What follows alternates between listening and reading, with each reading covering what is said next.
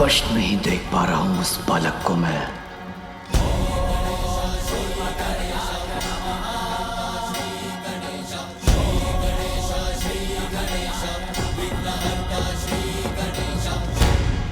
एक बार मेरी दृष्टि तो पड़े इस बालक पर, ये दिखाई तो दे मुझे।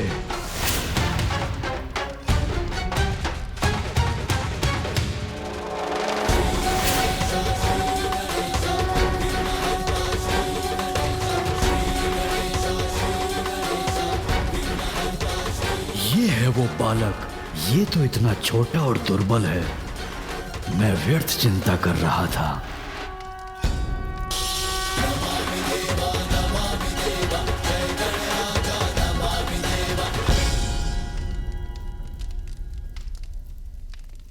सभी देवता है यहाँ। आप सभी को मेरा प्रणाम। कल्याण हो। प्रणाम मामा जी विष्णुदेव, मामी जी देवी लक्ष्मी, कल्याण हो पुत्र।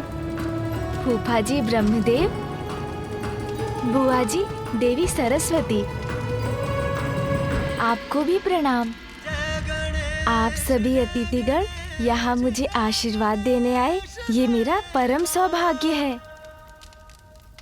देवराज इंद्र भी है, आपको भी मेरा प्रणाम। जैसे पुष्प की सुंदरता कोई हर नहीं सकता, वैसे ही कांटों को कोई सुंदरता कैसे दे सकता है। व्यर्थ ही हो रहा है ये आयोजन। बालक और उनके माता पिता अपना स्थान ग्रहण करेंगे। सर्वप्रथम छठी का संस्कार होगा। बालक की बुआ उसे काजल लगाएगी।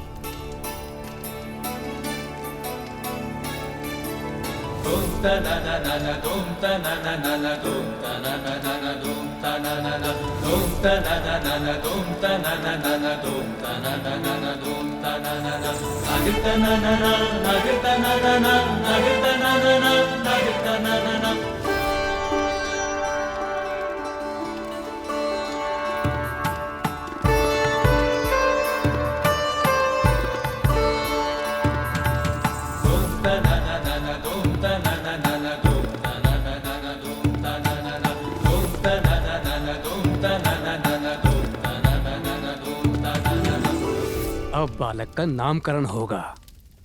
अरे अरे, उससे पूर्व मुझे नेक लेना है बालक के पिता से।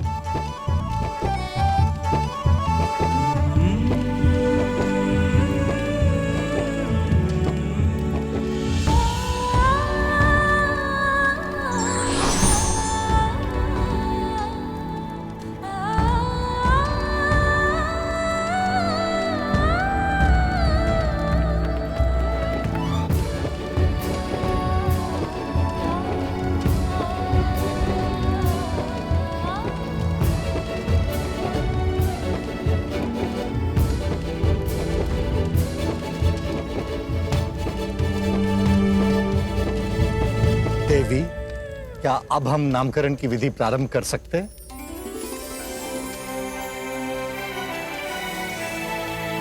मेरे पुत्र को नाम प्राप्त होगा अब।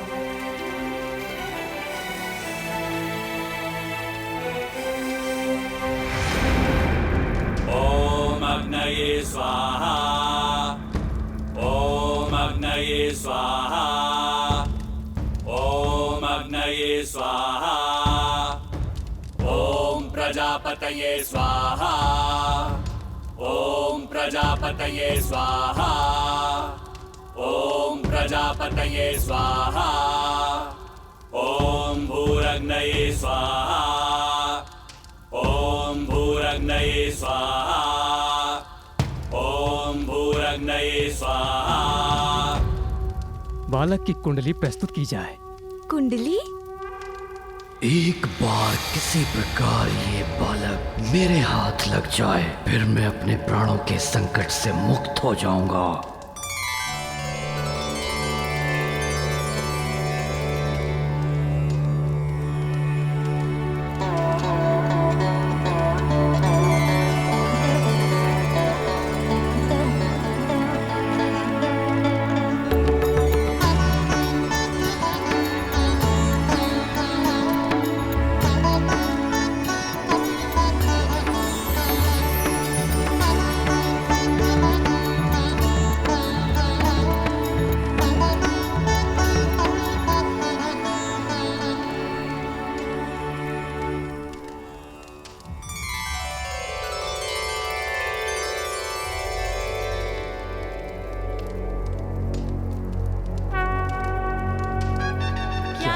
प्राप्त हुआ है बालक को?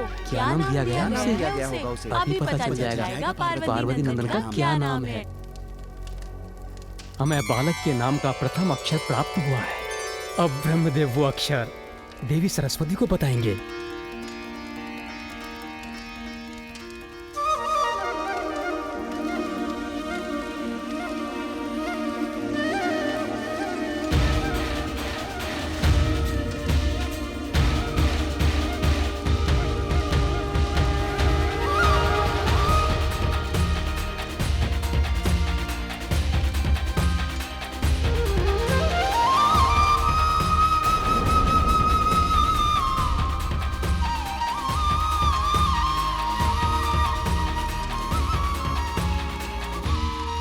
मेरे पुत्र के नाम का प्रथम अक्षर है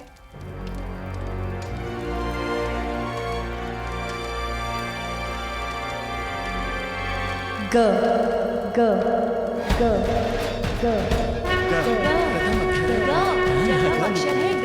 ग निकला है। ग से नाम प्रारंभ होगा।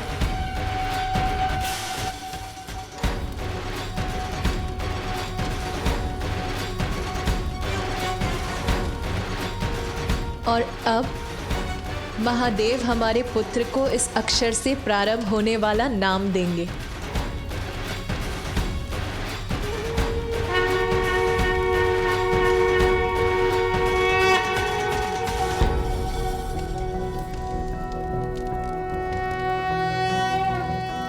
कोसिकतमोऽसि कस्यासि को नामासि यस्य ते नामा मन्महीयं त्वा सोमेनातितृपाम् भूर्भुवस्वः सुप्रजा प्रजाभिः स्याथं सुवीरो वीरः सुपोषपोषः ॐ कोसिकतमोऽस्येषोऽस्यमृतोऽसि आहस्पत्यं मासं प्रविश गजानन।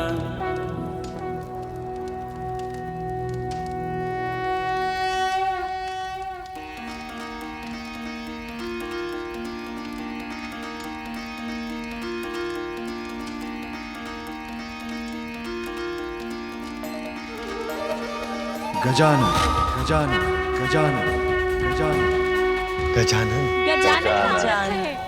गजानन गजानन गजानन गजानन गजानन गजानन गजानन गजानन गजानन गजानन गजानन गजानन गजानन गजानन, तुम गजानन हो पुत्र। गजानन?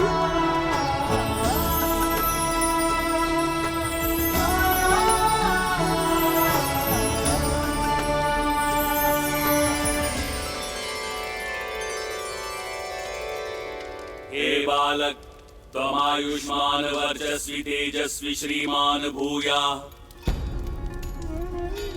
भिन्न भिन्न स्थानों पर जाकर बालक के नाम की घोषणा कर दो, जिससे सभी को महादेव और देवी पार्वती के पुत्र का नाम याद हो जाए।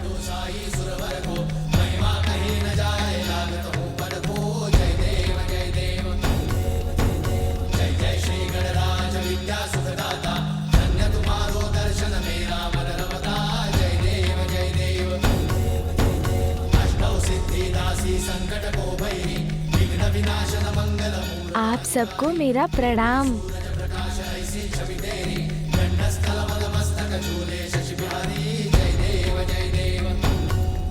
देवगण, अब विधियां संपन्न हो चुकी हैं। हम देवताओं को यहाँ से प्रस्थान करना चाहिए। अब यहाँ रहकर कोई लाभ नहीं है।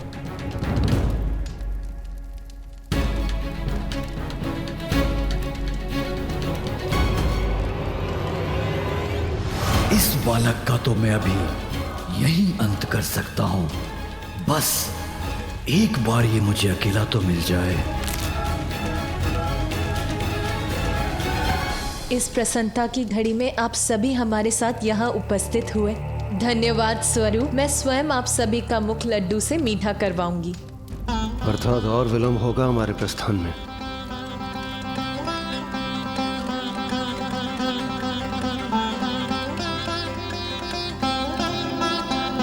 लड्डू। बहुत बहुत सुंदर नाम मिला है बालक को। हाँ, गजानन को सुनने में भी कितना अच्छा है। मुख तो अवश्य मीठा होना चाहिए। इतने आनंद की बात जो है, हाँ, आज है इतने आनंद का अवसर। भूख के कारण मेरा उदर अब ऐसी ध्वनि उत्पन्न कर रहा है। मुझे भोजन चाहिए माँ। माँ किधर गई?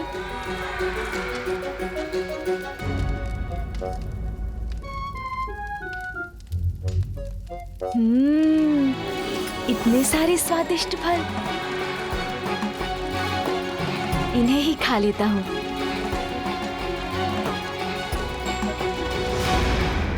अब ये बालक एकाकी कहाँ जा रहा है?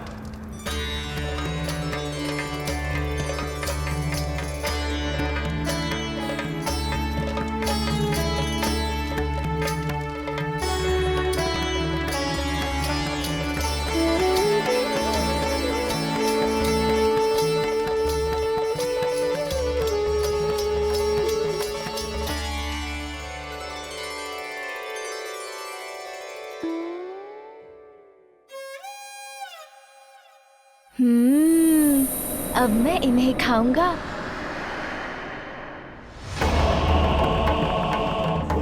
अरे, ये किसकी परछाई है?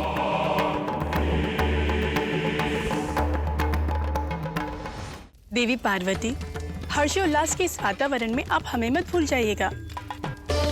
गजानन को नाम मिलने की प्रसन्नता में हमारा मुख भी मीठा करवाइए। यहाँ से शीघ्रता से जाना चाहता हूँ। ये देवी सची को समझ में नहीं आ रहा है क्या?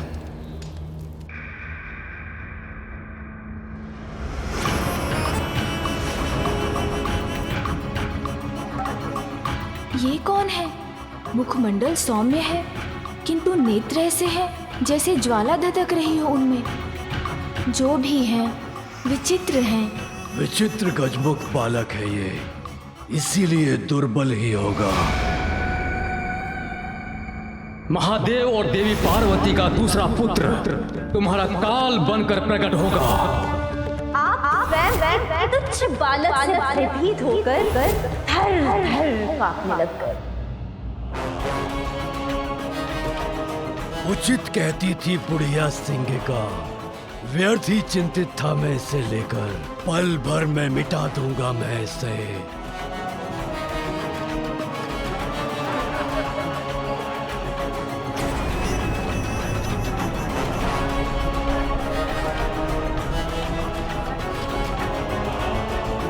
एक बार किसी प्रकार ये बालक मेरे हाथ लग जाए, फिर मैं अपने प्राणों के संकट से मुक्त हो जाऊंगा। कौन है आप? और मुझे ऐसा क्यों प्रतीत हो रहा है जैसे आपके मन में अनेकों विचार आकार ले रहे हो मुझे देखकर? तुम्हारी मृत्यु हो मैं, ये तुम्हें अभी ज्ञात हो ही जाएगा, किंतु उसके पूर्व तुम्हें यहाँ से हटाने का उपाय ढूंढना होगा मुझे।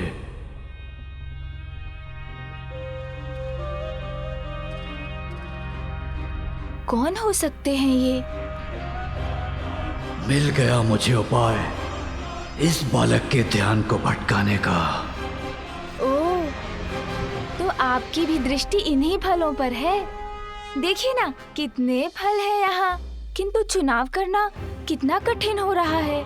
मेरे मन में बस यही विचार आपस में संघर्ष कर रहे हैं कि मैं लाल फल चुनूं या हरा। अब क्या करना है, उसका निर्णय तो लेना ही होगा ना।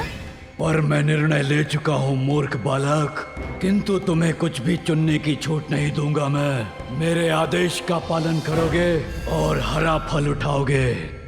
हरा फल।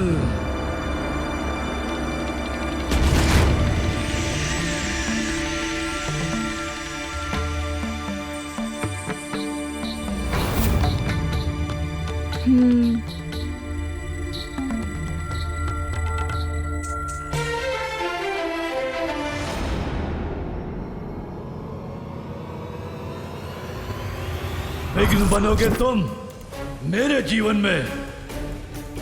नहीं बालक, इसका तो एक ही परिणाम है, मेरे हाथों तुम्हारी मृत्यु। चलो उठाओ हरा फल और चलो मेरे साथ। उठाओ शीघ्र।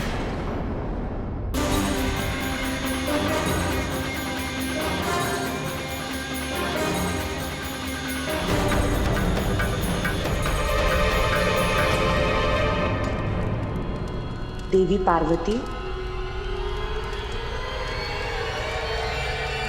किसका स्वर था ये? किसने पुकारा मुझे?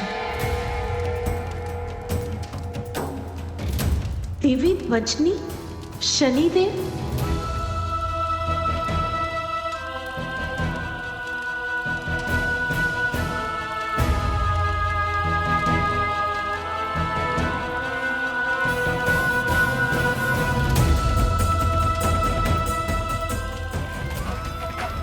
शनिदेव ने पुनः यहाँ आने का साहस कैसे किया?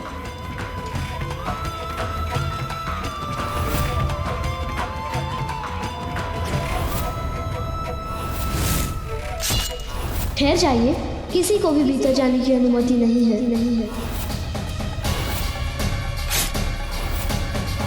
मुझे मेरा पुत्र पुनः चाहिए। ये शीश मेरे त्रिशूल के प्रहार से भस्म हुआ है और मेरे त्रिशूल से भस्म होकर कोई पुनः जीवित नहीं हो सकता।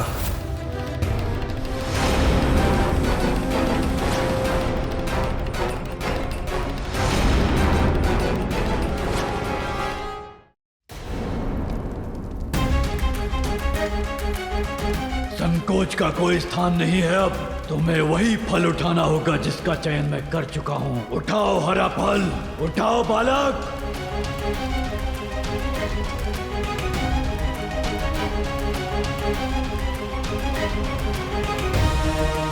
प्रतीत होता है अब ये बालक पूर्णतया मेरे वश में है। अब इसे मैं मृत्यु के मुख तक ले जा सकता हूँ।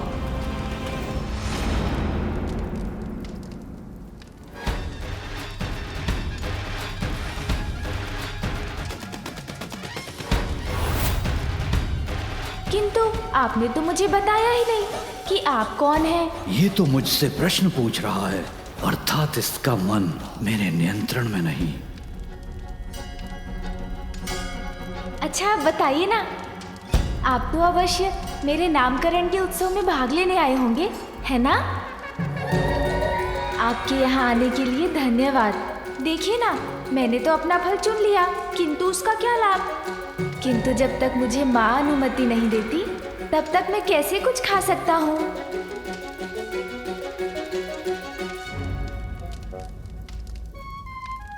इसे दुर्बल मानकर इसकी शक्ति को कम आंकने की भूल तो नहीं कर बैठा मैं। इस पर तो मेरी सम्मोहक शक्ति का कोई प्रभाव नहीं हो रहा है।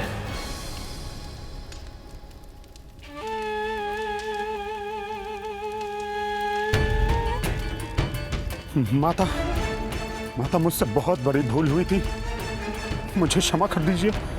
बड़ी कठिनाई से मैं यहाँ आपके समक्ष आकर क्षमा मांगने का साहस जुटा पाया हूँ। माते, मुझे क्षमा कर दीजिए।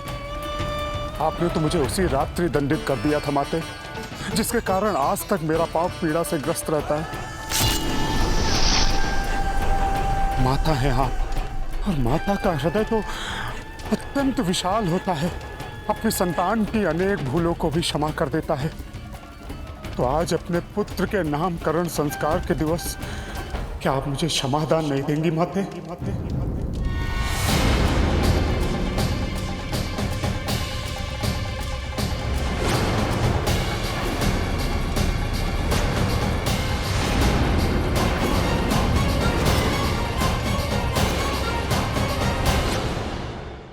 किंतु हम पर उपकार आपने किया, मेरे स्वामी को क्षमादान का उपहार दिया आपने, जो मेरे और स्वामी के लिए एक वरदान के समान है। मैं तो बस गजानन को यही आशीष देना चाहती हूँ कि सभी अनिष्ट उससे सदा दूर रहे। कोई भी संकट उसके समीप आने से पूर्व ही नष्ट हो जाए, यही मेरी मंगल कामना है गजानन के। किंतु कहाँ है मेरा पुत्र गजानन?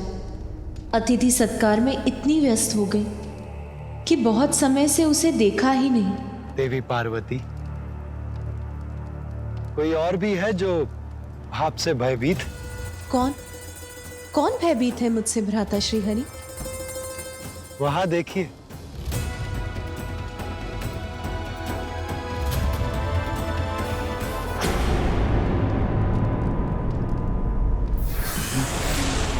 बालक, मेरी बात सुनो और स्वीकार करो। अब तन और मन दोनों से तुम मेरे नियंत्रण में हो। बालक, चलो मेरे साथ चलो बालक।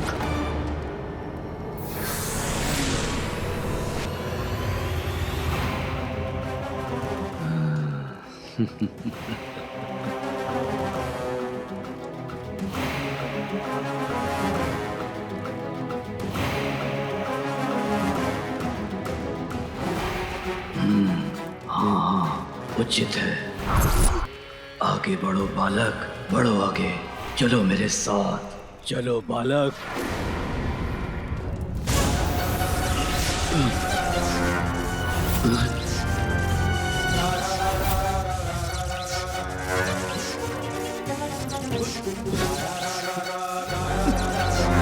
अरे ये कौन सी शक्ति ने मुझे जड़ कर दिया है?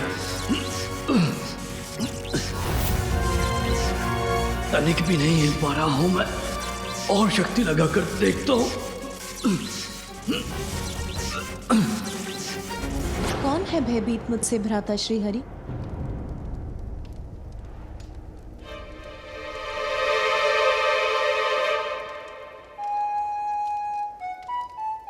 भ्राता नारायण, वो तो देवर्षि नारद है ना? वहां क्यों छिपे हैं? यहाँ क्यों नहीं आते? उन्हें मुझसे क्या भय? क्यों ना इस प्रश्न का उत्तर उन्हीं से पूछ ले। देवर्षि नारद, यहाँ आइए। देवी पार्वती आपसे कुछ पूछना चाहती हैं।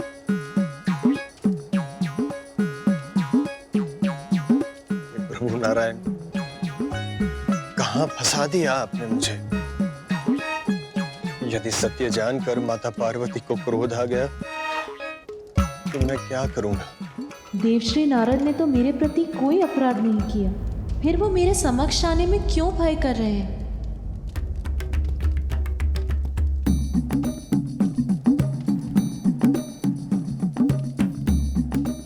देवर्षि, आपके मन में जो भी विचार, निसंकोच होकर देवी पार्वती से कहिए। आप क्यों? नारायण देवर्षि, भय का त्याग कीजिए और अपने मन के विचार देवी पार्वती से कह दीजिए। वो माता, मैं आपसे छुपते छुपाता फिर रहा था। आपके समक्ष आने का साहस नहीं जुटा पा रहा था माता, क्योंकि माता। क्योंकि क्या देवर्षि? आपको मेरे समक्ष आने में इतना भय क्यों हो रहा है? बहुत बड़ा दोष है मेरा माता।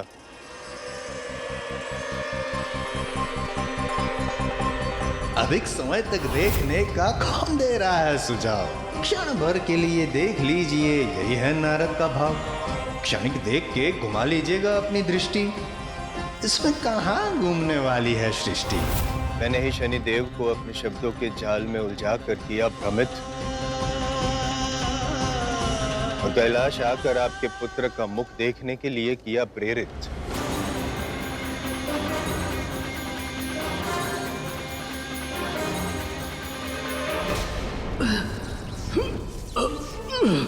अपना पांव तक नहीं उठा पा रहा हूं मैं, क्या करूं अब? हाँ, उचित है। ये तो स्वर मेरा था, किंतु मैंने तो कुछ कहा भी नहीं। तो मेरे स्वर में मेरे शब्द, मेरे मस्तिष्क में कौन दौड़ा रहा है? कौन बुन रहा है ये माया जाल? उचित है, सर्वथा उचित है। सुनो मेरी बात। ये किस अदृश्य शक्ति ने घेरा है मुझे, जिससे मैं अपनी संपूर्ण शक्ति लगाकर भी भेद नहीं पा रहा हूँ? जिसने मुझे यहाँ जड़ बनाकर अपने ही शब्दों की गूंज को सुनने के लिए विवश कर रखा है।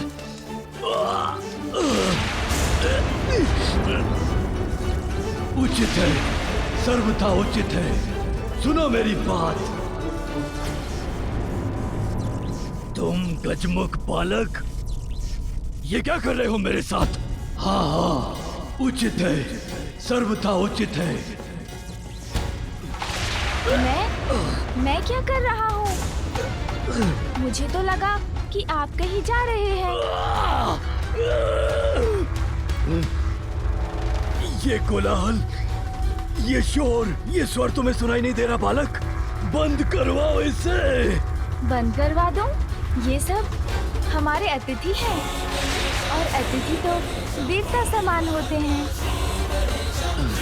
और जब देवता ही अतिथि हैं, उनका तो और भी आदर करना चाहिए ना। तो मैं उन्हें वार्तालाप करने से और हंसने से कैसे रोक सकता हूँ? किंतु मैं इस उत्सव के स्वरों को शांत नहीं करा सकता। उचित है, सर्वथा उचित है।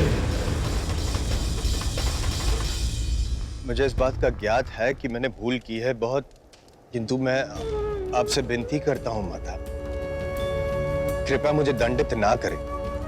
हाथ जोड़ के मैं क्षमा मांगता हूँ। जिसे आप एक भूल कह रहे हैं, उसने शूल बनकर भेद दिया था मेरे हृदय को। ऐसा आघात दिया था जिसकी पीड़ा मैं भूल नहीं सकी। पिता और पुत्र के मध्य भीषण युद्ध करवाने का कार्य किया था आपकी इस भूल ने। मुझे ज्ञात है माता, मेरे कारण कितना अनित हुआ है, इसीलिए मैं क्षमा प्रार्थी हूँ। किंतु मैंने जो भी किया माता, उसमें मेरा हेतु केवल जगत कल्याण था। जगत कल्याण में तो हमारा भी कल्याण निहित है। उत्तर दीजिए मुझे। आपके इस कृत्य से जो कष्ट हमें पहुंचा, उसके लिए कौन उत्तरदायी है? मैं, किंतु मैं वो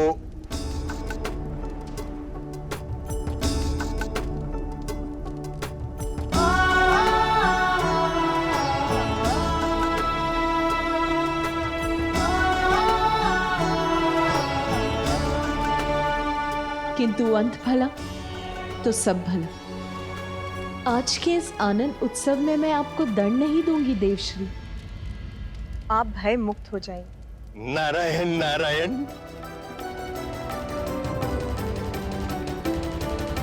किंतु प्रत्येक क्रिया की प्रतिक्रिया अवश्य होती है। ये मत भूलिए देवश्री, व्यक्ति का कोई भी कर्म, उसकी कोई भी भूल नियति कभी नहीं भूलती।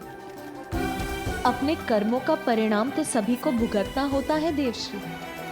आपकी इस भूल के कारण एक समय ऐसा आएगा जब आप भी अपने पिता ब्रह्मदेव का विरोध करेंगे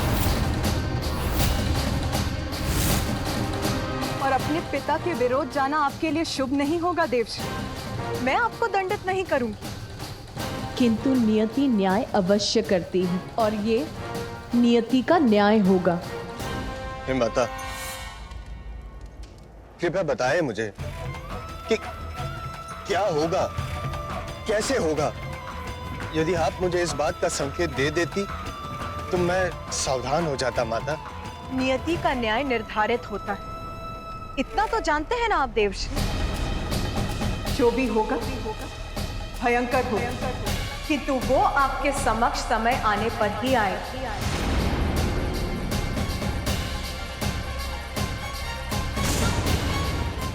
मुझे ऐसा प्रतीत हो रहा है जैसे मेरे मस्तिष्क में विस्फोट होने वाला है। ये कोलाहल मुझे प्रताड़ित कर रहा है बालक।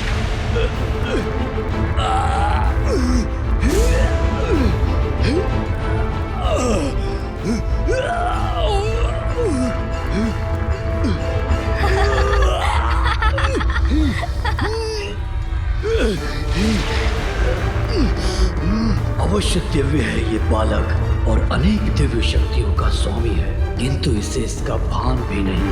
मैंने अपनी शक्ति से इसको सम्मोहित करने का प्रयत्न किया, किंतु विचार का जो वार मैंने इस पर किया वो तो उल्टा मुझ पर ही पड़ गया और मैं यहाँ जकड़ कर रह गया। इससे सावधान रहने की आवश्यकता है सिंधुरा।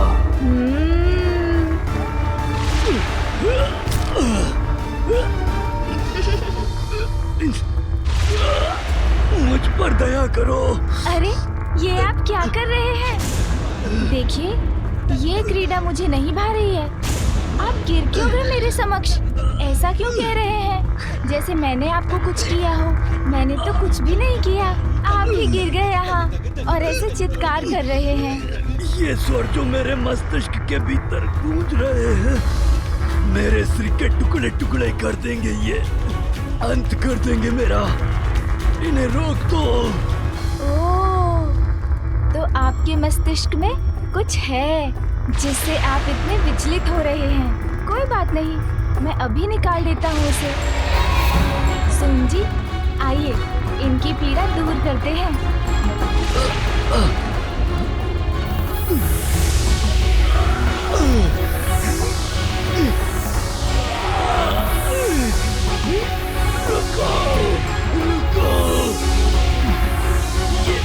ये क्या हो रहा है मेरे साथ?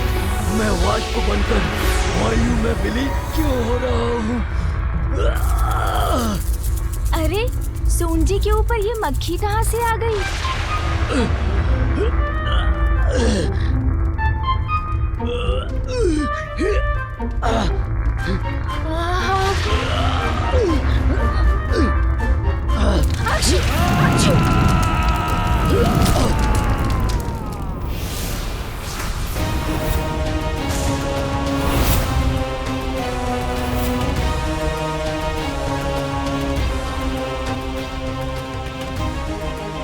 क्या हुआ पुत्र?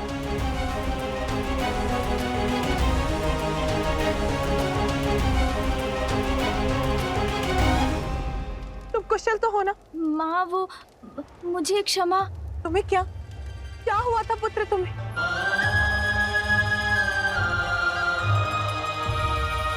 माँ, आप व्यर्थ चिंता कर रही हैं। मुझे तो कुछ नहीं हुआ।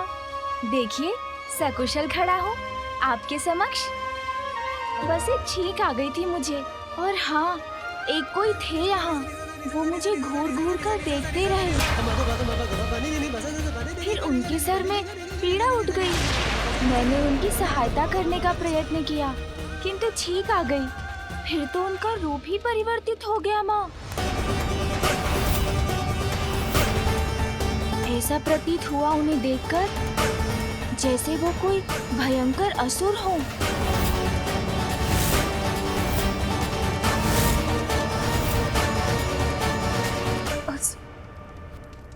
यहाँ कैलाश में? गौरी, क्या हुआ? गजानन कुशल तो है? स्वामी, एक असुर था यहाँ और हम उसे पहचान नहीं सके। गजानन पर घात लगाए बैठा था। कौन हो सकता है वो असुर स्वामी?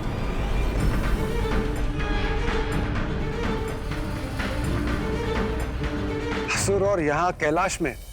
असंभव। ये मात्र इस बालक की कल्पना से अधिक और कुछ भी नहीं है। देवी पार्वती, आप चिंता मत कीजिए। वो जो भी था अब चला गया है, और अच्छी बात तो ये है कि वो गजानन का कोई भी अनिष्ट नहीं कर सका। महादेव, कदाचित तब तक कैलाश की सुरक्षा और सुदृढ़ करने की आवश्यकता है जब तक गजानन थोड़ा बड़ा नहीं हो जाता। माता, इसी पल से मैं और अन्य सभी गण बालक गजानन के समीप रहेंगे, सदैव उन पर दृष्टि बनाए रखेंगे। आप चिंता ना करें। आज उसका कोई अनिष्ट नहीं हुआ, इसीलिए शांत हो जाओ। यही सुझाव है ना आपका भ्राता श्री हरि नारायण, देवी लक्ष्मी। किंतु कैसे? सभी संकटों से संतान की रक्षा करना तो एक माँ का कर्तव्य होता है। संकट मुख खोले खड़ा, तो मैं उससे मुख कैसे मोड़ लूं? मेरे पुत्र का कोई अहित हो, उसकी प्रतीक्षा नहीं करूंगी मैं, क्योंकि तब कुछ करने का भी क्या लाभ होगा। शांत नहीं रहूंगी मैं। ब्रह्मदेव, देवाधिदेव महादेव का निवास कैलाश है। संपूर्ण ब्रह्मांड में सर्वाधिक सुरक्षित। यहाँ सुरक्षा में कोई कमी नहीं। कमी है तो कहीं ना कहीं प्रारब्ध में, जिसके कारण क्षण से ही मेरे पुत्र के जीवन पर कोई ना कोई संकट छाता रहा। सुनिए सब, जब तक मैं अपने पुत्र गजानन की सुरक्षा के प्रति निश्चिंत नहीं हो जाती, मैं अपनी चिंता नहीं त्यागती।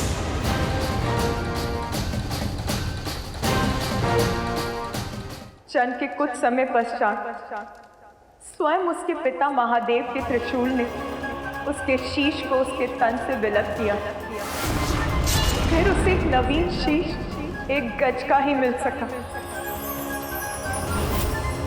और आज यहाँ आप सभी की उपस्थिति में एक असुर ने यहाँ आकर मेरे पुत्र पर घात लगाने का साहस किया, तो फिर भविष्य में कौन सा अज्ञात संकट किस रूप में उस पे टूटेगा, ये किसे ज्ञात है? माता, जो भूतकाल में हो चुका है उसका विचार कर स्वयं को कष्ट देना उचित नहीं, और जो हो ही नहीं सकता उसकी कल्पना कर उसकी चिंता करना और भी कष्टदायक हो सकता है। माता, इस सुर सभा में किसी असुर का प्रवेश करना असंभव है, और हमारे पास यहाँ किसी असुर के होने का प्रमाण भी नहीं। इसलिए संभव है कि इस बालक ने अपनी कल्पना से कोई गलत कर लिया। देवी पार्वती, आप गजानन की मां हैं। आपका उनके लिए चिंतित होना स्वाभाविक है, किंतु आप हम पर विश्वास कीजिए, हम सभी गजानन की सुरक्षा का ध्यान रखेंगे। उनके साथ कुछ भी अनिष्ट नहीं होगा। भूतकाल में काल के प्रकोप को भूलने की बात कर रहे हैं देवराज। प्रमाण चाहिए आपको। देखिए गजानन का गज और स्मरण कीजिए ये मुख उसे किस लिए देना पड़ा। ठहर जाइए, किसी को भी भीतर जाने की अनुमति नहीं है।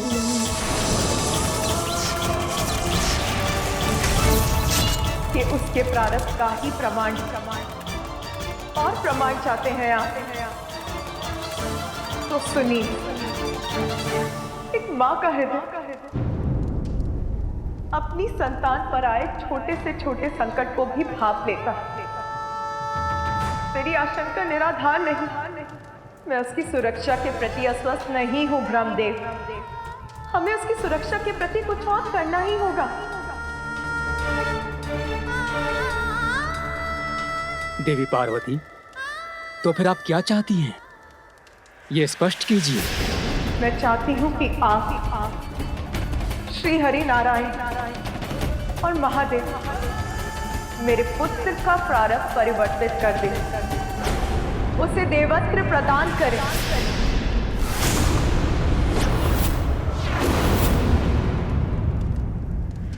क्षमा करें माता, किंतु मैं आपका ये प्रस्ताव समझने में असमर्थ हूं।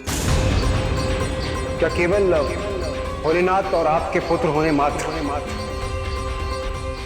गजानन को हम देवता के पद पर स्थापित कर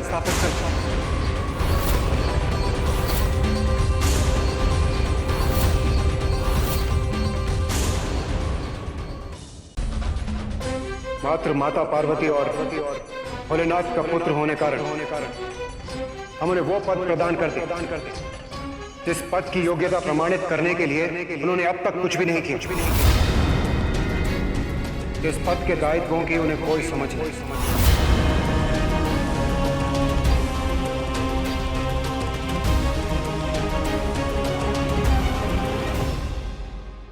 देवराजेंद्र, आप जो भी कहना चाहते हैं स्पष्ट कहिए। बताइए हमें आपका क्या प्रस्ताव है। क्षमा करें महादेव, किंतु मुझे आपके पुत्र से कोई द्वेष नहीं है, और ना ही मैं उसका कोई अहित चाहता हूं। जब उन्हें एक नवीन शीश की आवश्यकता पड़ी तो प्रभु वो मैं ही था जो उनके लिए शीश लेकर आया था। फिर मैं उनका अहित कैसे चाह सकता हूं प्रभु? इसलिए आप जो भी निर्णय लेंगे वो मुझे स्वीकार होगा। किंतु प्रभु, मेरा एक प्रश्न है। यदि आप अनुमति दे तो मैं पूछने का साहस करूं। प्रभु, क्या देवत्व किसी को भी इतनी सरलता से मिलना चाहिए?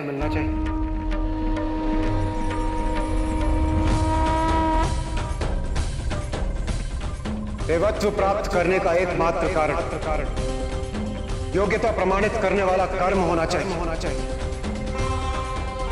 जन्म नहीं।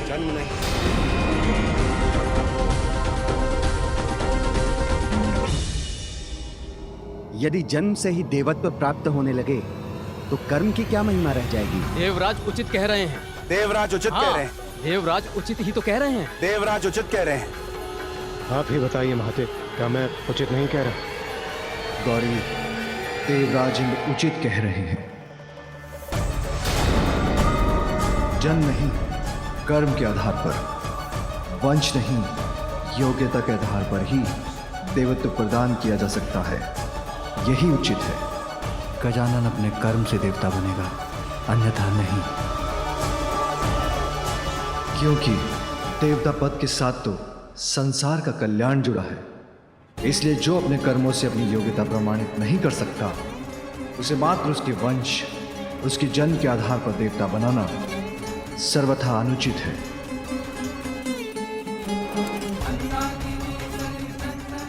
पार्वती माँ है, उनकी ममता अपने स्थान पर उचित है, क्योंकि माँ अपनी संतान के लिए कुछ भी कर सकती है। किंतु हम देवता हैं, और पार्वती और मैं तो त्रिदेवों में सम्मिलित हैं। इसलिए हमारा दायित्व तो अन्य सभी देवताओं से बढ़कर है। दायित्व कर्तव्य के आगे निजी संबंध और निस्वार्थ का कोई मूल्य नहीं होता। इसलिए समय के साथ साथ मेरा पुत्र गजानन अपनी योग्यता प्रमाणित करेगा, तभी उसे देवत्व प्रदान किया जाएगा, अन्यथा नहीं।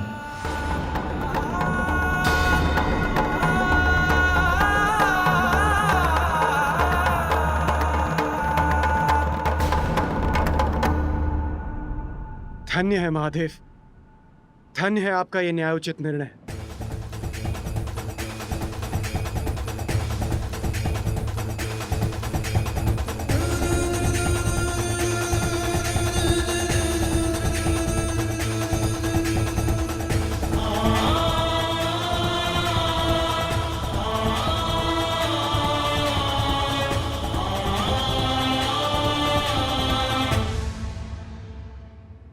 माँ, मुझे भूख लगी है। मैं बहुत भूखा हूँ माँ। अब क्या मैं कुछ भोजन कर सकता हूँ?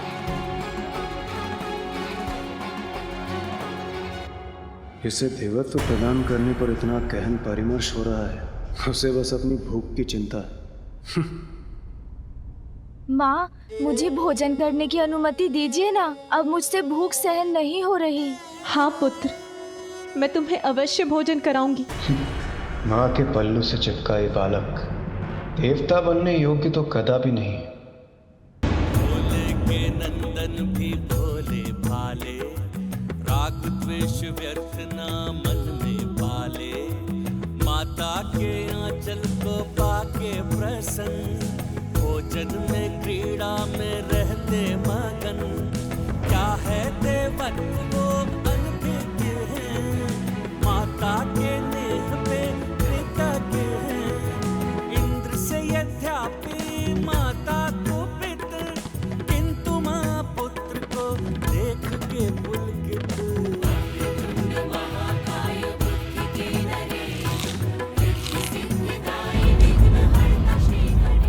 आनंद, अति आनंद माँ।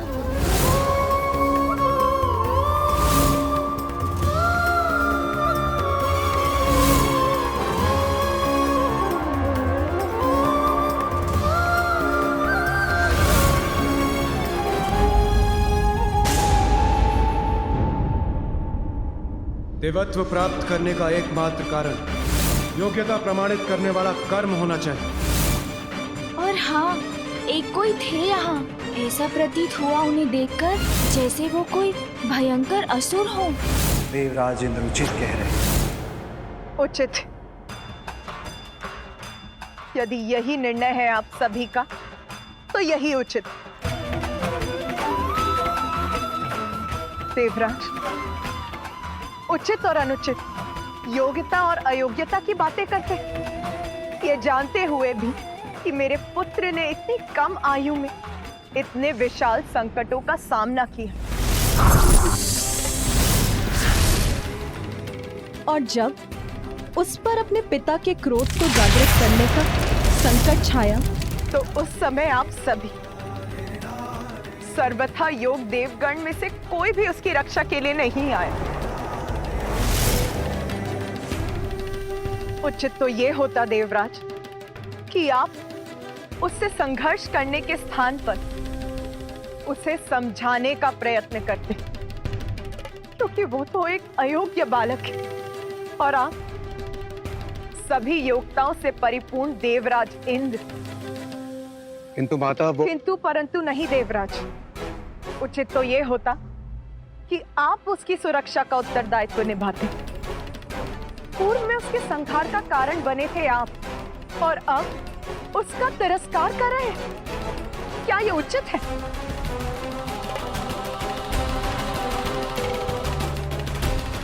किंतु अब तो मेरे लिए आपसे कोई भी अपेक्षा करना ही अनुचित है। मैं हूं उसकी मां, जन्म दिया है मैंने उसे, सर्वथा समर्थ हूं मैं, तो उसकी रक्षा करने का दायित्व भी मैं ही निभाऊंगी।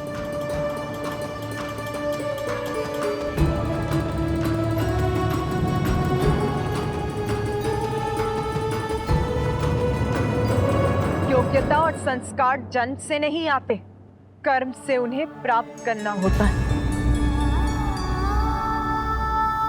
उचित कह रही हूं ना मैं देवराज इंद्र?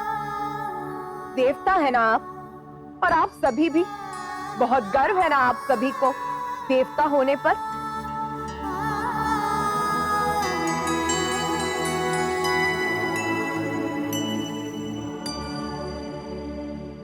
संस्कार और योग्यता, उचित और अनुचित के भेद बता रहे हैं ना? तो ये भी बताइए मुझे कि बिना अवसर प्रदान किए एक छोटे से बालक का तिरस्कार कहाँ का संस्कार है इंद्रदेव?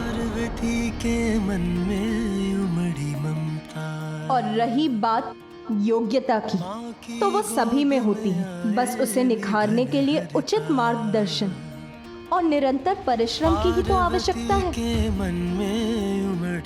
अब मैं आपसे एक प्रश्न पूछती हूँ देवराजेंद्र, जब आपको आवश्यकता थी तो आपने मेरे पुत्र कार्तिकेय को सहस्त्र स्वीकार किया, अद्भुत बालक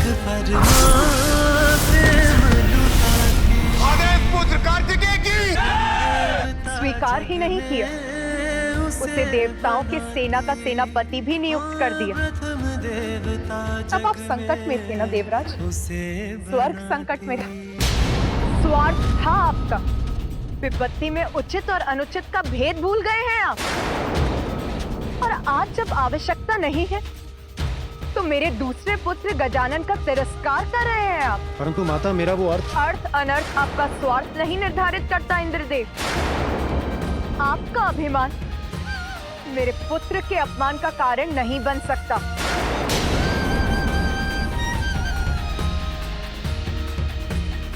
सुनिए सभी, मैं महादेव की अर्धांगिनी गजानन की माता आप सभी के समक्ष ये प्रण लेती हूं कि मैं अपनी ममता से, अपने संस्कारों से अपने पुत्र को इतना योग्य बनाऊंगी कि वो अपने कर्म से देवता ही नहीं बनेगा, अपितु आप सभी देवता उसकी पूजा करेंगे, सभी देवता उसकी पूजा करेंगे, आप सभी देवता उसकी पूजा करेंगे। और ये योग्यता वो प्राप्त करेगा अपने जन्म से नहीं, अपने कर्म से। मेरा पुत्र गजानन प्रथम पूज्य बनेगा, प्रथम पूज्य बनेगा, प्रथम पूज्य बनेगा, प्रथम पूज्य बनेगा।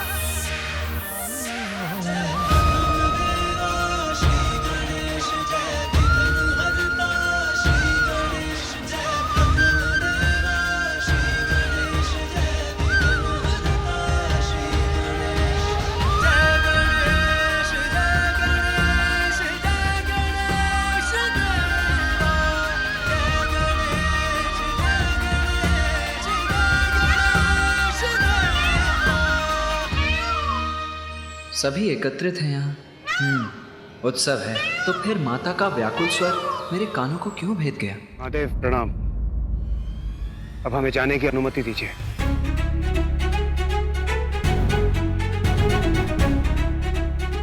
प्रणाम माता।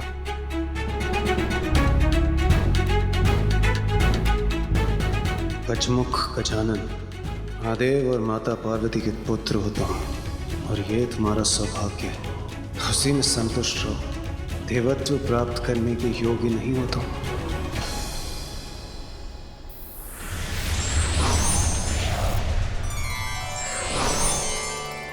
महादेव, अब हमें आज्ञा दीजिए।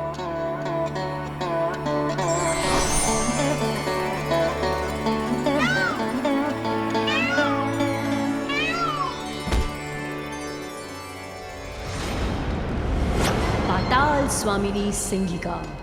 कितना आनंद आएगा मुझे जब ये गूंज पाताल को ही नहीं अपितु समस्त संसार को ध्वनित कर देगी। आहा, मेरा राज मुकुट है ये, और ये सिंहासन भी। पाताल की सर्वे सर्वा, असुरों की रानी हूं मैं।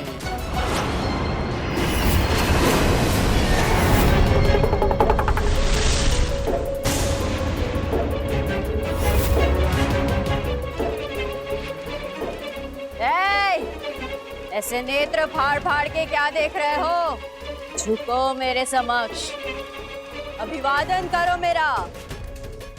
आज से इस सिंहासन पर मेरा अधिकार है। मैं हूं तुम्हारी रानी, मैं सिंगिका। क्योंकि अब तक तो उस मूर्ख सिंदूरा की कैलाश यात्रा उसकी मृत्यु यात्रा बन चुकी होगी। कैलाश जाकर महादेव और देवी पार्वती के पुत्र का वध करने चला था वो। ब्रह्मदेव के श्राप को झुटलाने चला था वो। अवश्य अब तक उसका अंत हो गया होगा। इसलिए अब सिंदूरा के सिंहासन, उसके साम्राज्य और उसके कक्ष पर मेरा अधिकार है।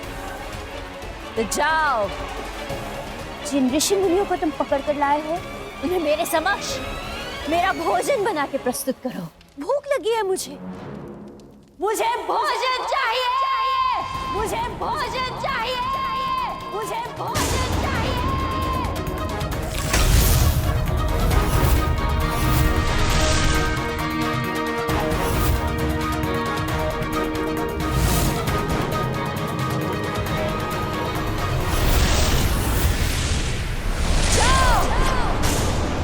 मेरे आदेश का पालन करो, अन्यथा इस बार तुम्हारा शीश तुम्हारे घर से विलग हो जाएगा।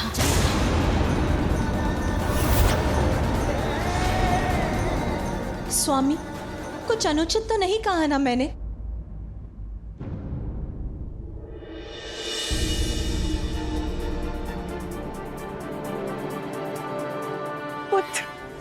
माता का हृदय तो सब कुछ जान लेता है। मेरे बिना कुछ कहे ही माता को आभास हो गया कि मैं यहाँ हूं।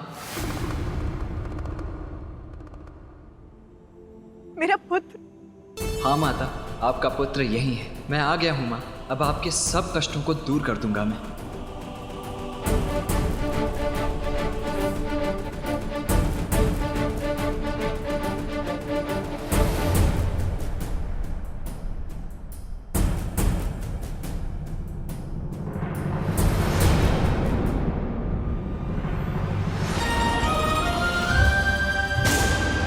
माता,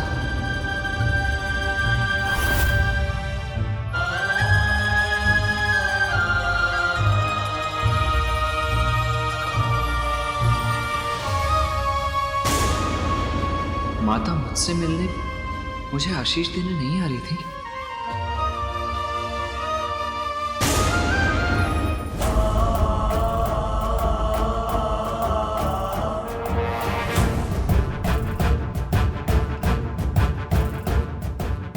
स्पर्श भी न कर सके।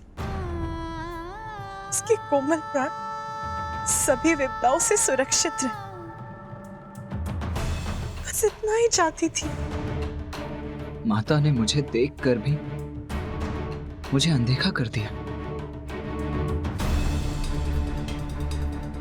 कौन है ये जिसे माँ अपना पुत्र बुला रही है? तो क्या कुछ अधिक मांग लिया मैंने, जो किसी ने भी मेरा समर्थन नहीं किया? मेरे प्रस्ताव को अस्वीकार कर दी। मेरे पुत्र का उपहास किया, तिरस्कार किया उसका।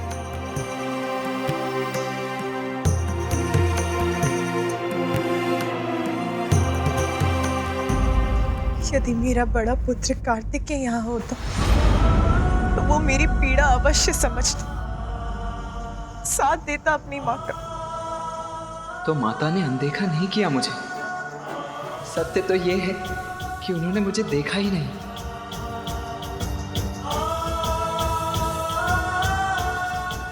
माता,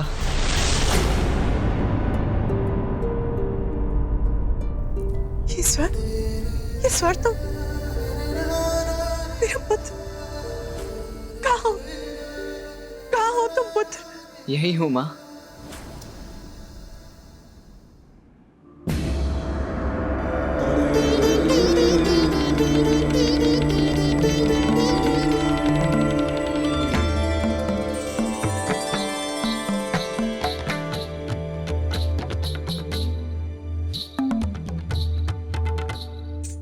प्रणाम माता।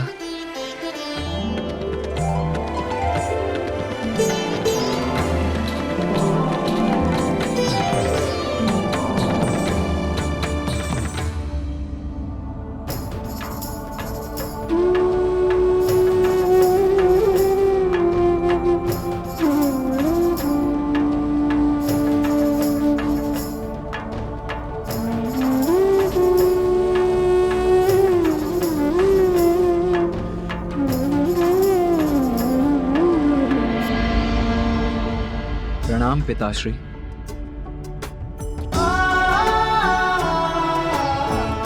आयुष्मान भव।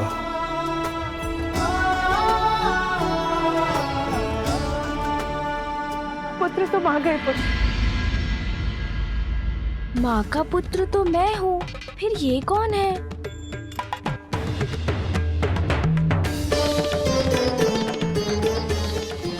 ये विचित्र कछमुख बालक कौन है और ये मेरे और माता के मध्य क्यों है? इसका हमारे परिवार से क्या संबंध?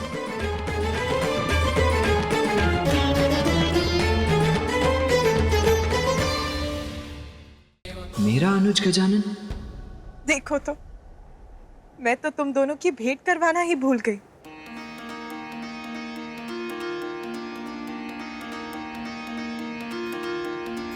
पुत्र गजानन, ये है कार्तिकेय, तुम्हारे बड़े भ्राता। और पुत्र कार्तिकेय, ये है तुम्हारे अनुज गजानन। ये है मेरा अनुज। आप मुझसे बड़े हैं ना? मेरे बड़े भैया है ना आप? हाँ। भैया! ये मेरी ओर क्यों दौड़ रहा है? भैया, मैं आपका छोटा भाई हूँ।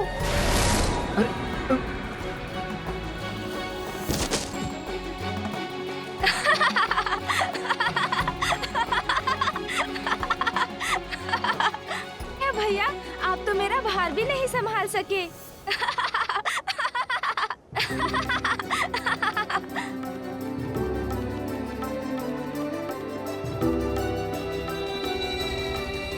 अच्छा, कोई बात नहीं भैया, गोदी में नहीं उठा सके, किंतु पृष्ठ पर तो उठा सकेंगे ना?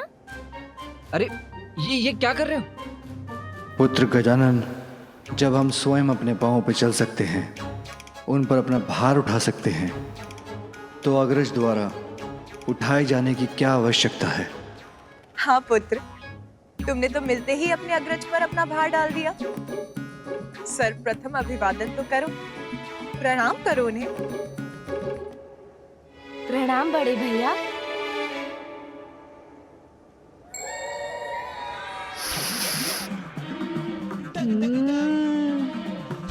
लड्डू पूरी थाल भरकर। भैया, बोलो। आपको आपत्ति ना हो तो आपके पीछे रखे उस थाल से कुछ लड्डू मेरी ओर बढ़ा दीजिए ना। और हाँ, आपको भी खाने का मन हो तो आप भी खाइए। गजानन, तुम्हें तो ज्ञात है ना, तुम अभी लड्डू नहीं खा सकते। खाने दीजिए ना माँ, उसे भूख लगी होगी।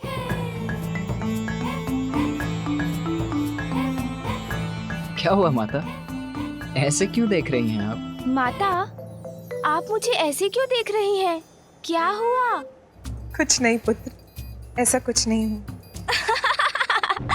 माता का ध्यान तो गजानन पर ही केंद्रित है। मेरे प्रश्न का उत्तर नहीं दिया उन्होंने, और इसने वही प्रश्न पूछा तो उन्होंने उसका उत्तर दे दिया। पुत्र कार्तिकेय, मुझे कुछ आवश्यक कार्य करने हैं। उस समय में तुम अपने अनुज गजानन का ध्यान रखना।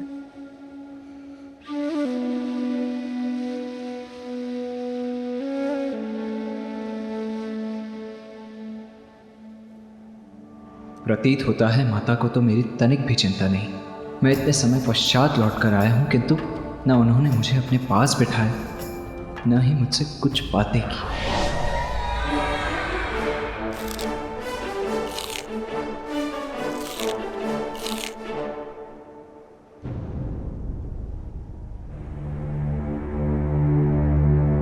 पुत्र, मुझे ज्ञात है अपने अनुज गजानन को लेकर तुम्हारे मन में अनेकों जिज्ञासाएं उत्पन्न हो रही होंगी। हाँ पिताश्री, मेरे जन्म और मेरे द्वारा ताड़कासुर के वध के पश्चात मेरे दक्षिण जाने के समय आपने माता को एक और संतान देने का वचन दिया था, किंतु ये गजमुख गजानन मेरा अनुज कैसे हो सकता है? तुम्हारे अनुज के जन्म और गजमुख प्राप्त करने के पीछे भी एक कथा है।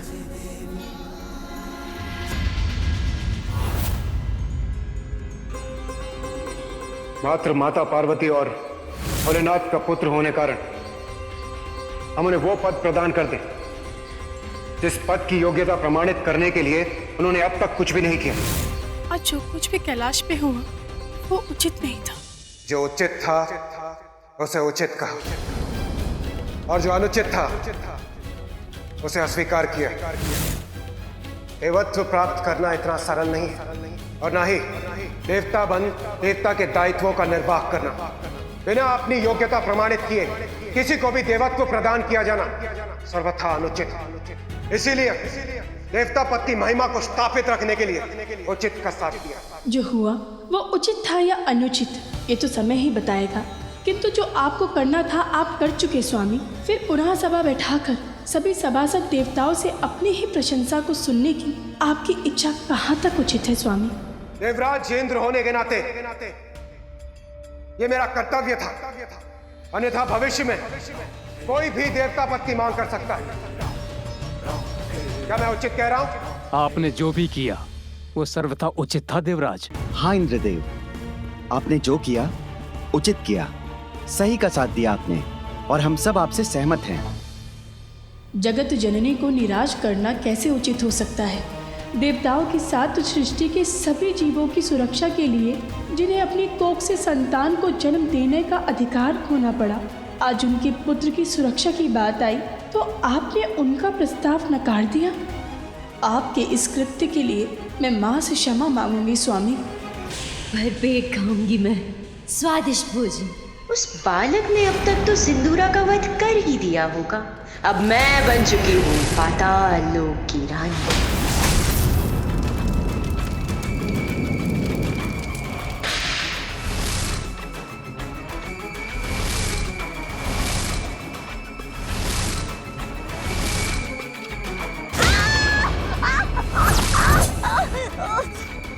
सिंदूरा, बढ़िया।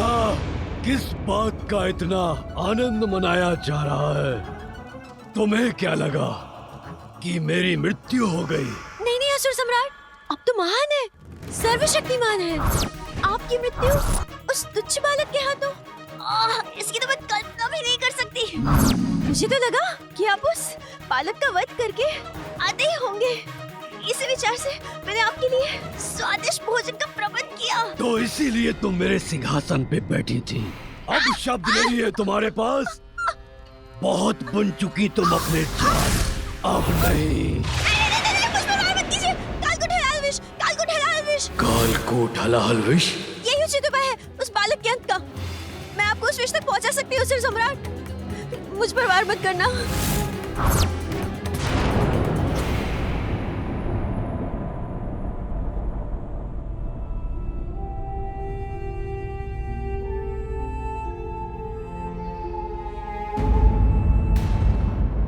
मेरे पीछे मेरी परछाई बनकर कौन आ रहा है?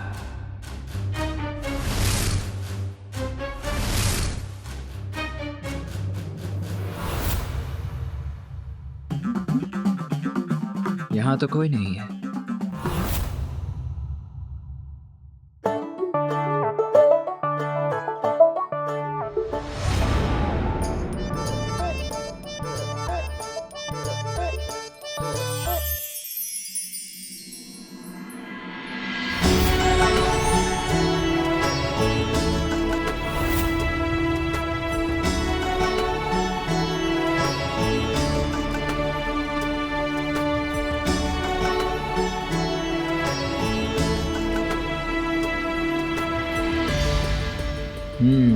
तो जो भी था उसने कक्ष में प्रवेश कर लिया है।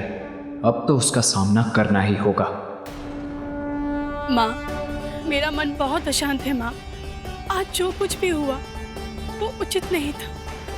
मेरे स्वामी से जो भी भूल हुई उसके लिए उन्हें क्षमा कीजिएगा माँ। मैं आपसे विनती करती हूँ।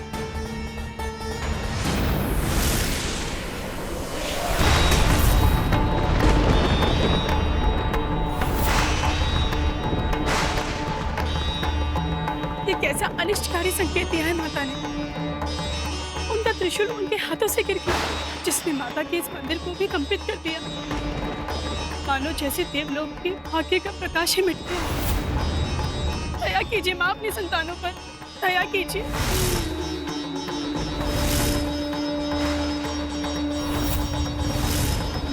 अदा तो अत्यंत कुपित प्रतीत होती। उनके कोप के प्रकोप के कारण कहीं अनर्थ ना हो जाए।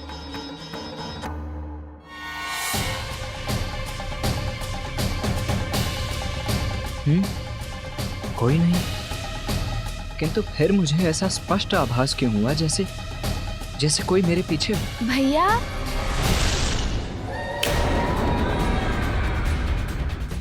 किसे ढूंढ रहे हैं? बार बार पीछे मुड़कर देखते हैं किंतु कोई दिखाई नहीं देता।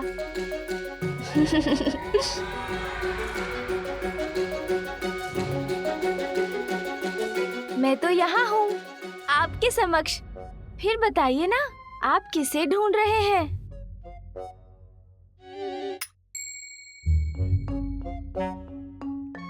मेरा दंड बालकों की क्रीड़ा के लिए नहीं है गजानन, इससे तुम्हें हानि हो सकती है।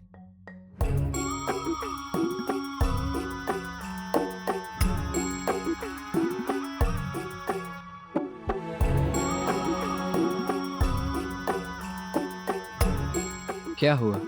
ऐसे क्यों देख रहे हो मुझे? आपकी नासिका को देख रहा था भैया। बहुत छोटी है ना? मेरी नासिका से तो उसकी कोई तुलना ही नहीं। आप मेरी नासिका को देखिए, इतनी लंबी, इतनी सुंदर है। दो। अरे, आप तो बुरा मान गए। ईर्ष्या करने की कोई आवश्यकता नहीं भैया, ये तो अपना भाग्य है। मेरी नासिका सौभाग्य है मेरा। मैं ईर्ष्या क्यों करूंगा, वो भी अपने अनुज से? और ईर्ष्या करने वाली कोई बात हो तब तो ईर्ष्या करूंगा ना। मैं अपनी नासिका से प्रसन्न हूं गजानन।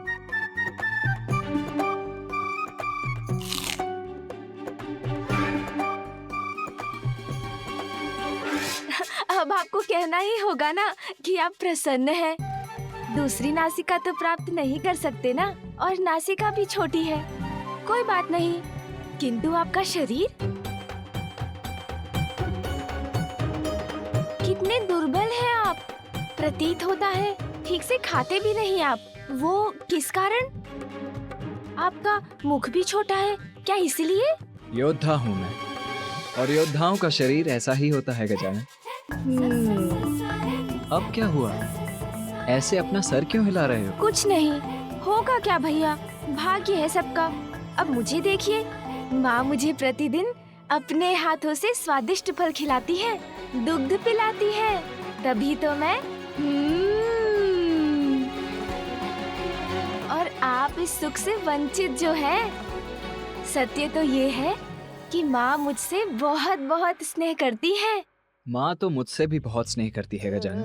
हो सकता है, किंतु मैं छोटा हूँ ना, कदाचित इसलिए पिताश्री, नाना जी, नानी जी सर्वाधिक प्रेम तो मुझसे ही करते हैं और मैं आपका अनुज हूँ, इसलिए आप भी तो मुझसे अधिक स्नेह करते हैं, है ना भैया? हाँ गजानन, तुम तो अनुज हो मेरे। तो भैया, मैं आपके वाहन मयूर से भेंट कर सकता हूँ? बहुत चतुर हो तुम। कितने सुंदर, कितने भव्य है ना वो। हाँ हाँ अवश्य। असुर सम्राट, आप मुझ पर व्यर्थ संदेह कर रहे हैं। इतनी मूर्ख नहीं हूँ मैं। आपके लिए मैंने एक ऐसा उपाय ढूंढा है जिसे काटने का उपाय त्रिदेवों के पास भी नहीं है। क्यों बुढ़िया, तुम अपनी प्राणों की रक्षा के लिए कोई नवीन कुचक्र तो नहीं बना रही हो? तुम्हें ज्ञात भी है किस कालकूट हलाहल विष की बात कर रही हो तुम? त्रिदेव भी जिसे नहीं काट सके वो है हलाहल विष। वो तुम्हें कहां से प्राप्त होगा?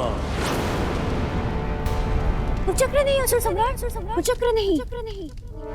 ऐसा उपाय है मेरे पास जिसका वार कोई नहीं तोड़ सकता, जिसके पास ये अत्यंत प्रचंड विनाशकारी विष है।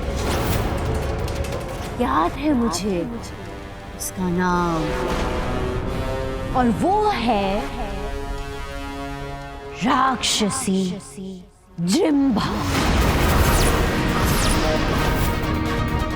जहाँ एक ओर देवराज इंद्र के साथ अन्य देवता थे, वहीं दूसरी ओर असुर सम्राट चक्रवर्ती बलि के साथ थे समस्त असुर।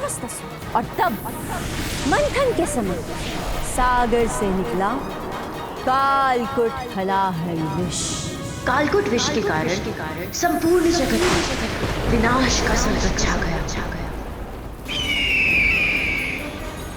यहाँ तक कि देवताओं की दिव्य शक्तियां भी उस विष से उन्हें सुरक्षित रखने में असमर्थ थी।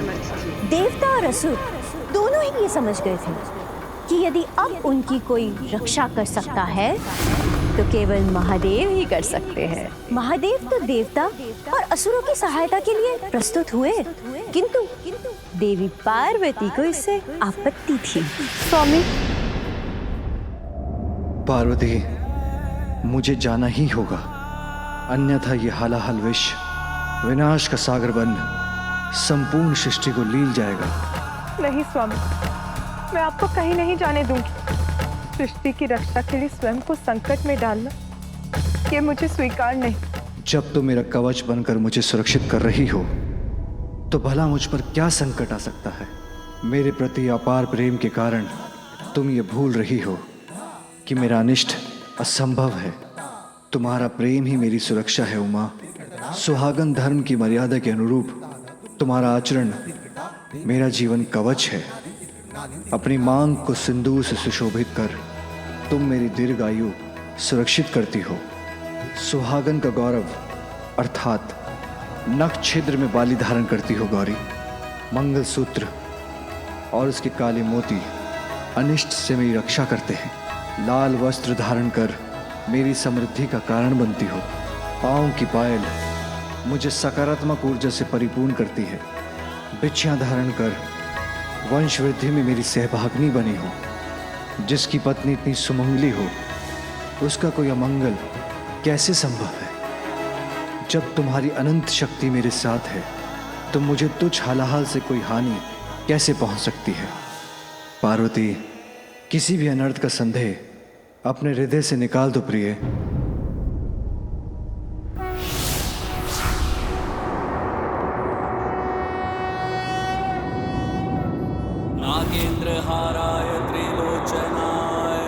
और फिर महादेव ने उस कालकूट हलाहल विष का पान किया।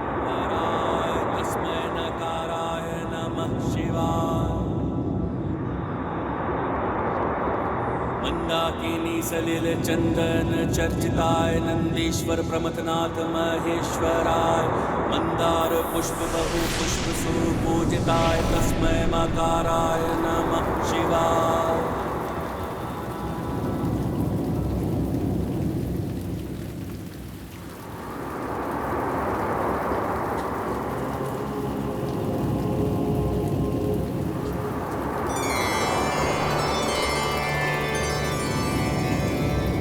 और फिर देवी पार्वती ने महादेव की ग्रीवा पे अपना हाथ रखकर विष को वहीं रोक दिया।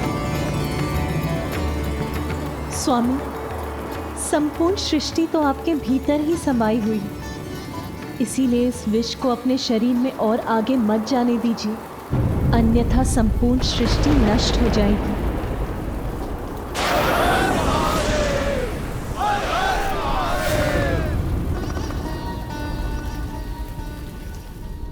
शिव गाथा मत सुनाओ मुझे, उपाय बताओ उस बालक के वध का।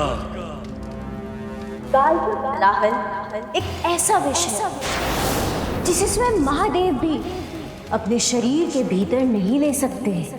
सागर में शेष कालकूट हलाहल विष की एक बूंद सागर की गहराई में निवास कर रही एक राक्षसी के पास आ गया, और वही कालकूट हलाहल विष उसकी सबसे बड़ी शक्ति बन गई, और वो राक्षसी है जृंभा।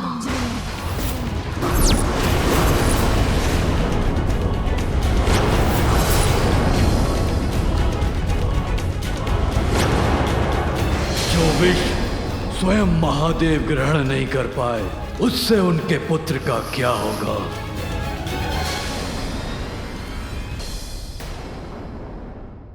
अत्यंत तीव्र है, उसे कैसे नियंत्रित करूं? ढील दो गजानन, ढील दो।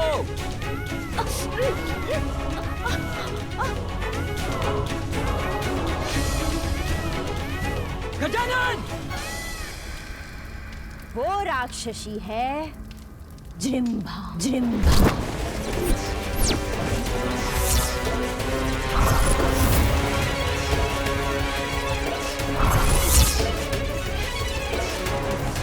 कल्पना कीजिए, सोचिए असुर सम्राट, सोचिए, यदि उस कालकूट हलाहल विष की एक बूंद उस बालक के उदर में पहुंच गई तो?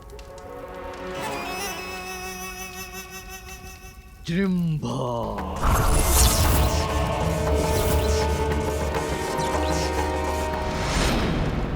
कुछ समझ में नहीं आ रहा, क्या करूं, कैसे संभालूं इन्हें और कैसे नीचे उतारूं? भैया जो कह रहे हैं वो भी मैं उचित प्रकार से सुन नहीं पा रहा। गजानन रुको गजानन, मैं जो कह रहा हूँ उसके विपरीत कर रहे हो तुम। डोर को खींचो मत, ढील दो। प्रतीत होता है गजानन मुझे सुन नहीं पा रहा है, किंतु कहीं उसके प्राण संकट में न पड़ जाएं।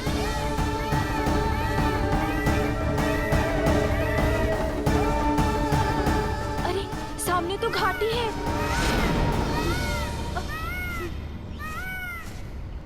अरे मेरा वाहन तो गजानन के साथ उस घाटी की ओर बढ़ रहा है, कैसे रोकूं उसे? पाताल का अधिपति असुर सम्राट सिंदूरा आदेश देता है, जहां भी है जृंभा इसी क्षण मेरे समक्ष प्रस्तुत हो। जहां भी है जृंभा इसी क्षण मेरे समक्ष प्रस्तुत हो। इसी क्षण मेरे समक्ष प्रस्तुत हो। जल में ये कैसी हलचल है? कौन है जो मेरी शांति भंग करने का दुस्साहस कर अपनी ही मृत्यु को ललकार रहा है? जहां भी है जृंभा इसी क्षण मेरे समक्ष प्रस्तुत हो।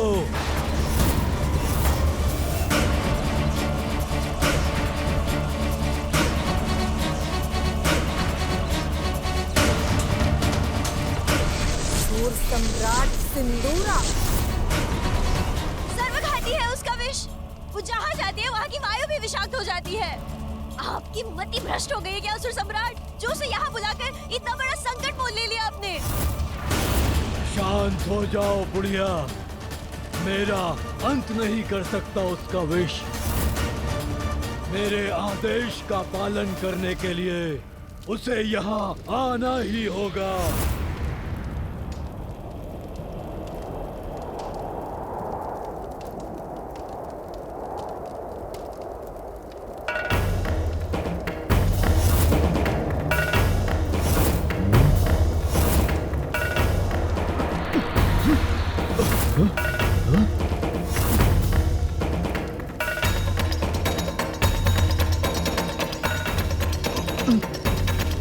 भयावह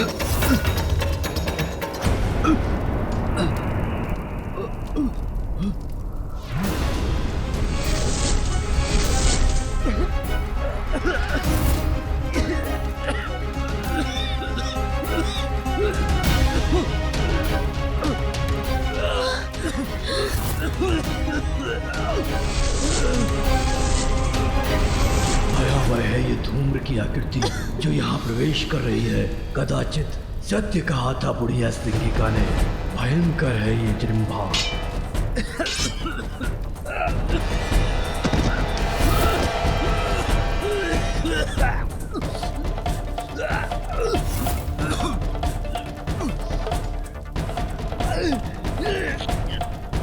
ऐसा मारक प्रभाव होगा जृंभा के विष का, इसकी कल्पना नहीं की थी मैंने। मैंने आपको चेतावनी दी थी किंतु आपने नहीं सुनी। अब आप देख रहे हैं ना विष का प्रभाव। मेरी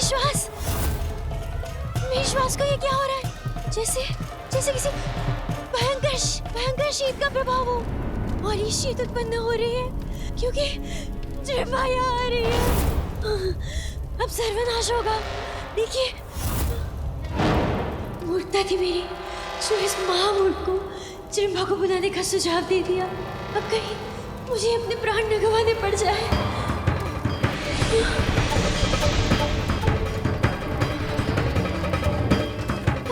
ये विषाक्त घूम रही उंगलियां तो मेरी ओर ही बढ़ रही है।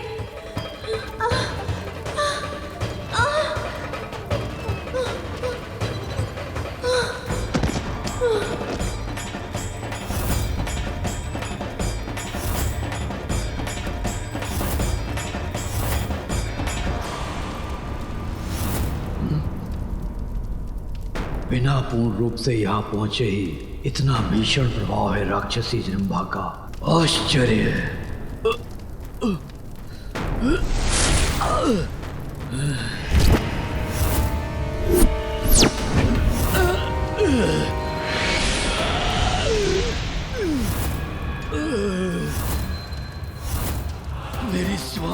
मेरी सांस क्यों बाधित हो रही है?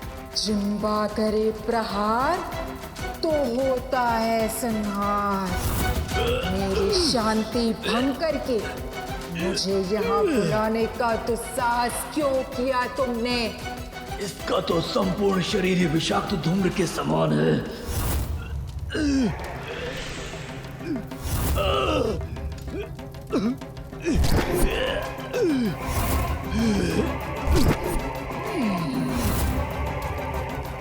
इसका विष तो मुझे भी प्रभावित कर रहा है, किंतु मेरी मृत्यु कैसे हो सकती है? उस बालक के सिवाय कोई मेरा अंत नहीं कर सकता। इस बुलावे में मत रहना कि तुम्हारे बुलावे पे मैं यहाँ आई हूँ। मैं तुम्हारा वध करने आई हूँ। जृंभा करे प्रहार तो होता है संहार।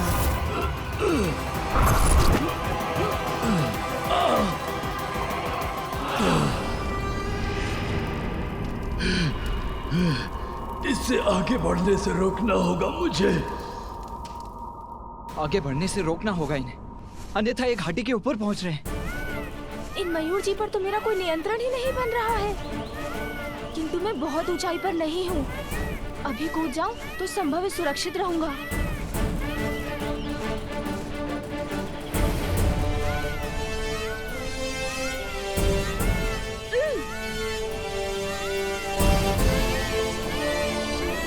अरे मयूर जी तो और तीव्र गति से आगे बढ़ने लगे। अब मैं क्या करूं?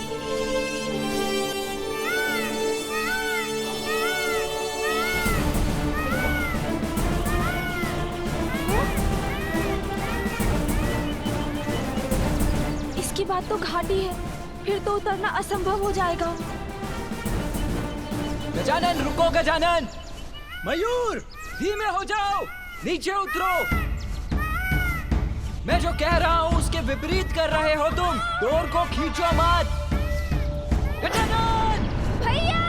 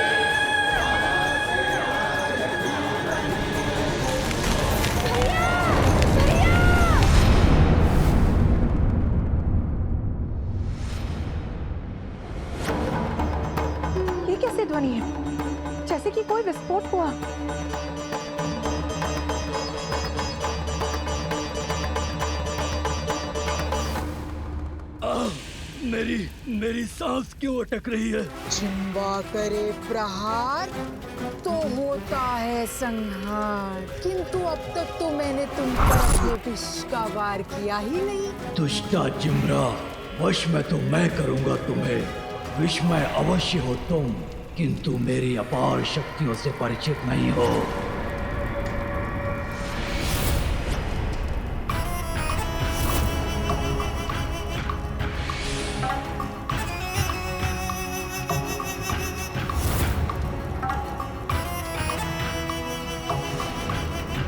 ये क्या हुआ? इसने तो स्वयं को सुरक्षित कर लिया।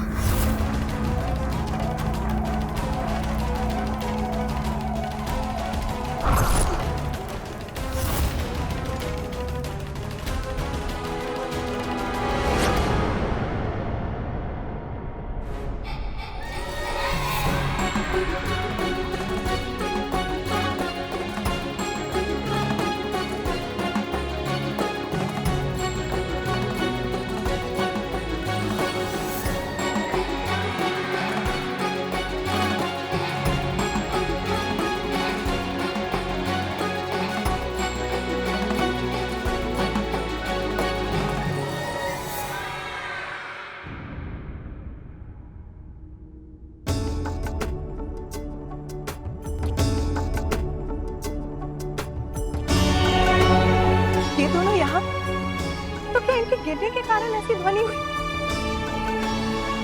किंतु ये हुआ कैसे?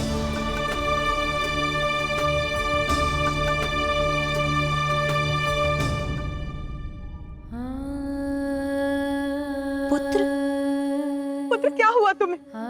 तुम यहाँ कैसे गिर गए? तुम्हें कुछ हुआ तो नहीं ना?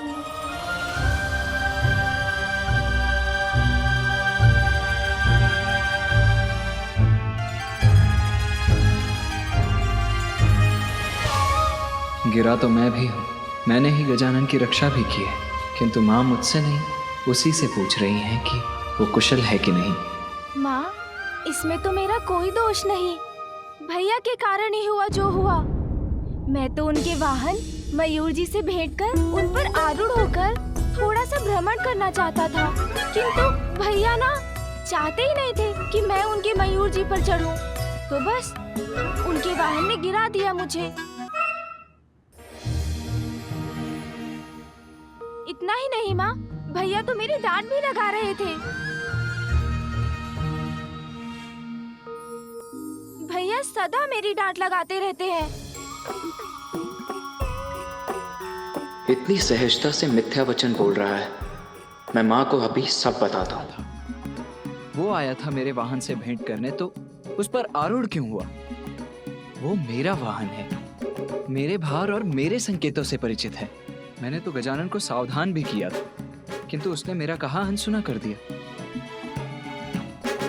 फिर वो गिरा तो मैंने उसे अपने ऊपर गिरने दिया, जिससे उसे कुछ ना हो। पुत्र कार्तिकेय, गजानन तो अभी बालक है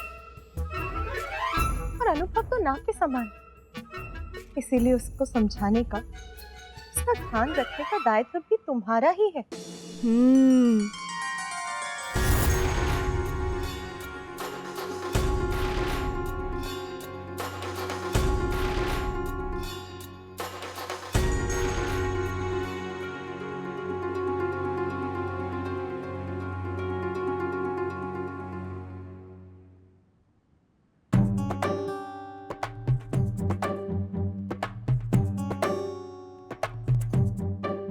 गजानन गजानन गजानन, यहाँ तो जैसे एक ही नाम गूंज रहा है, गजानन ये गजानन वो। मैं समझ गया माता, आप सभी को मात्र उसी की चिंता है।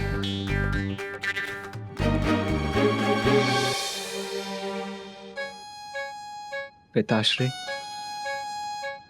मैं आपका प्रथम पुत्र हूं ना? मेरा जन्म गजानन से पूर्व हुआ था, फिर भी आज आप सभी को मुझसे भी अधिक प्रिय गजानन क्यों हो गया? आप सभी को मात्र उसी की चिंता क्यों है पिताश्री?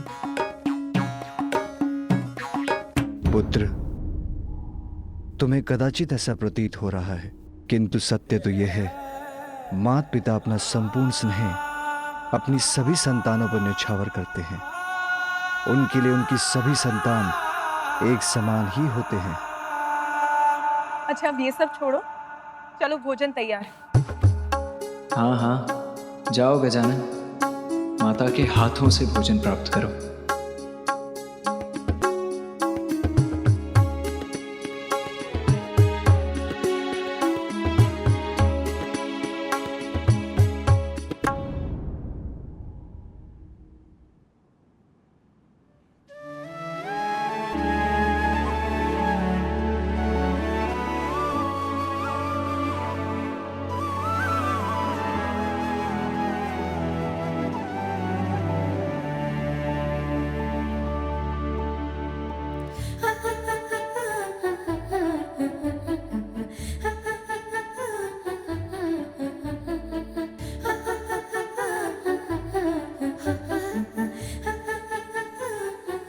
पुत्र कार्तिकेय, मैंने तुमसे भोजन करने की, चलने के लिए कहा।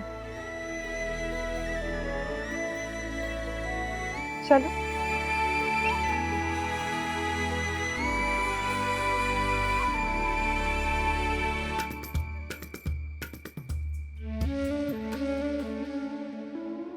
अरे माँ मुझे नहीं खिलाएंगी, भैया को खिलाएंगी भोजन।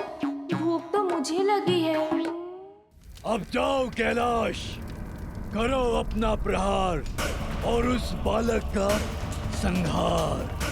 यह है मेरा आदेश, उसका पालन करो। तुम्हारा आदेश? हाँ, जिम्बा किसी के आदेश का पालन नहीं करती। जिम्बा वही करती है जो उसकी इच्छा होती है। मैं किसी का वध करूं और वो भी तुम्हारे लिए? कदापि नहीं।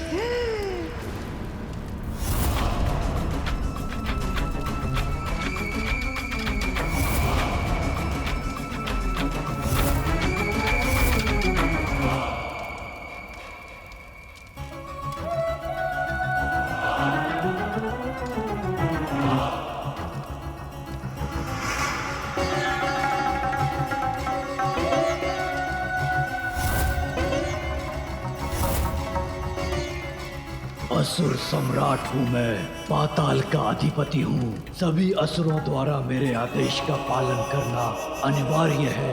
मैं जो कहूँगा तुम्हें करना होगा। तुम्हारा स्वामी हूँ मैं। आप मेरे स्वामी हैं असुर सम्राट। जिम्बा करेगी प्रहार और आपके आदेश पर किसी का भी करेगी संहार। तो फिर मेरे आदेश का अविलंब पालन करो। जाओ कैलाश, वध करो उस गजमुख बालक गजानन का।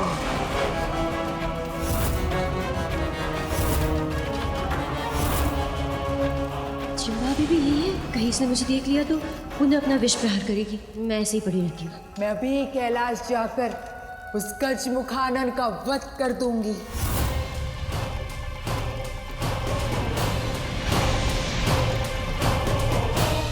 दुष्ट बालक, अब जिम्बा करेगी तुम्हारा भक्षण और कोई रक्षा नहीं कर सकेगा तुम्हारी।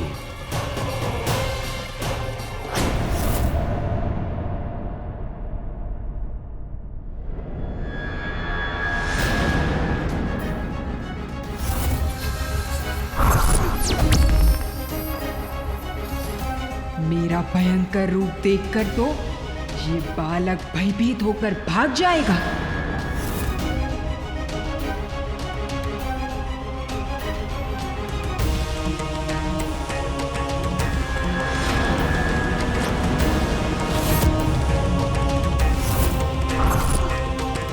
गजमुख बालक, तुम्हारे अपने ही तुम्हारी मृत्यु का कारण बनेंगे।